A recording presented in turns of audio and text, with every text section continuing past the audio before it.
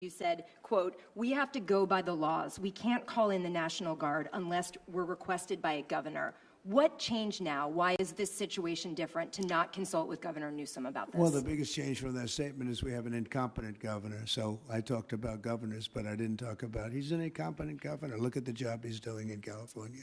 He's destroying one of our great states. And if I didn't get involved, if we didn't bring the Guard in, and we would bring more in if we needed it, because we have to make sure there's going to be law and order. You had a disaster happening, and they now admit it was a disaster. I watched the chief yesterday, who's a good man, by the way, and he said, "Well, we're lucky we did this because they were overwhelmed. You saw what was happening." So we did the right thing. Everybody agrees to that.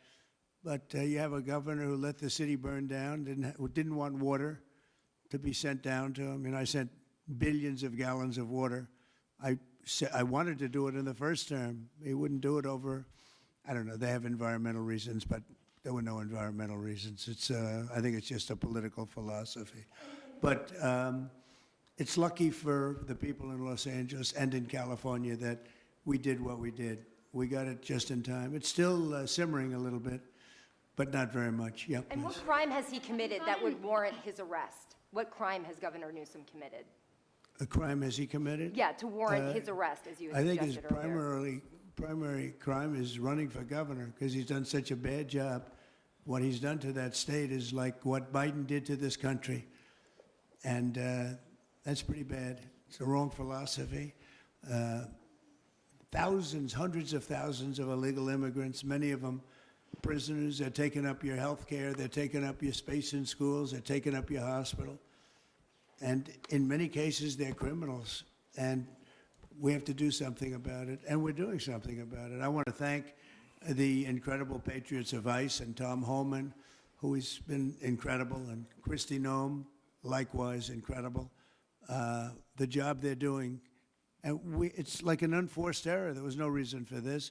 21 million people were allowed into our country, and many of those people were criminals. And it's a shame. It's a shame. But we're getting them out. And I will say, I think it's a 95-5 issue, just like so many other issues, 95-5. And the Democrats lost an election in a landslide because they're on the wrong side of the issues. I mean, it's not even conceivable that somebody would do the kind of things that he did. And then, you talk about projects. They want to build a train going from San Francisco to L.A., and it's costing hundreds of billions of dollars more than they thought it was going to cost. It's not even believable. To Brad and to people sitting here, would you believe that a train, it was going to cost X dollars and it might be 100 times X? Would have paid for this for about 50 million American children. You're right. 50 million American children instead of a 3-mile train track that never got built. We could have put Lincoln in charge with no experience. He would have done a good job. I guarantee you that.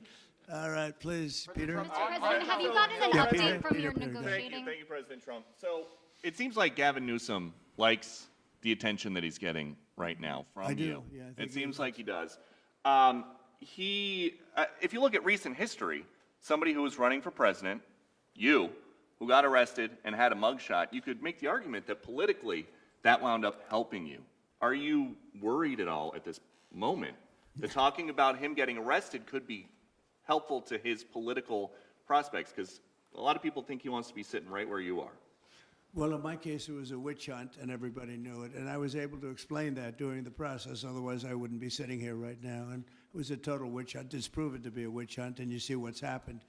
In his case, it really is very obvious. You look at what's happened between the fires, I could name 10 things right now. We talk about the trains. We talk about all of the costs in California. You talk about all of the people that are flowing in, destroying life for everyone else. So no, I don't think it's going to help him. I think it's actually very bad for him. And right around the time that we were walking in here, the governor and the state attorney general said that they're going to sue you for sending the National Guard in. They're saying there's no invasion, there's no rebellion. The president is trying to manufacture chaos and crisis on the ground for his own political ends. Federalizing the California National Guard is an abuse of the president's authority under law. Well, it's interesting. You watched the same clips as I did.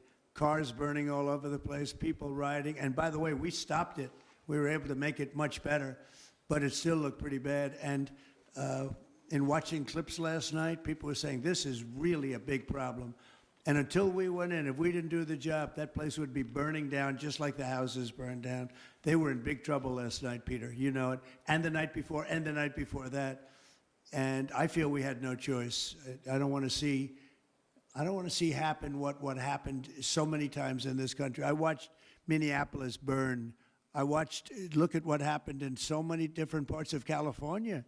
You take a look at what happened in San Diego. There's so many different places where we let it burn. We want to be politically correct. We wanted to be nice. We want to be nice to the criminal. And what you're doing is destroying the fabric of our life in this country. No, we did the right thing. We've been given credit by people that I would least suspect. Why I would say that some of the people that came in and said, thank goodness, they said, some of them, thank God that Trump got involved. And I'm very happy I got involved. And I think Gavin, in his own way, is probably happy I got involved. Yeah, go ahead, Peter. What do you make of the fact that he says, you want a civil war on the streets of America? No, that's just the opposite. I don't want a civil war. A civil war would happen if you left it to people like him. And I liked him. You know, I always got along with him. Never had a problem with him. But he's grossly incompetent.